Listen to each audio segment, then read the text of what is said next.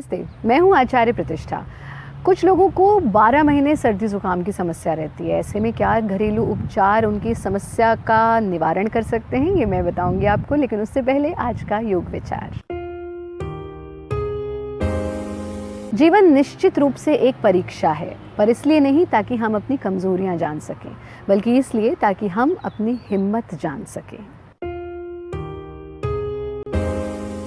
विरेचन गति के लिए सीधे खड़े हो जाएंगे, एड़ी पंजे मिले रहेंगे, हाथों को 90 डिग्री के एंगल पर टिका देंगे। इस स्थिति में सांस भरते हुए हाथों को ऊपर ले जाना, सांस छोड़ते हुए वापस ले आना। 3 चीजें एक साथ होंगी, यानी पहला हाथों का मूवमेंट, दूसरा फोर्सफुल एक्सलेशन और तीसरा जंप। जिन लोगों को भी घुटनों में या रीढ़ में दर्द की समस्या है, वो इसको बिना जंप के साथ करेंगे। बाकी सभी लोग जंप के साथ इसका अभ्यास कर सकते हैं। स्थिति में आना,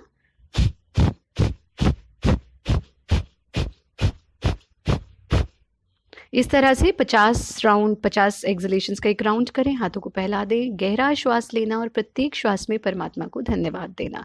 50 एक्सलेशंस का एक राउंड आप करेंगे। 4 राउंड से आरंभ कर दीजिए और धीरे धीरे आप उसकी काउंट बढ़ाते जाएं।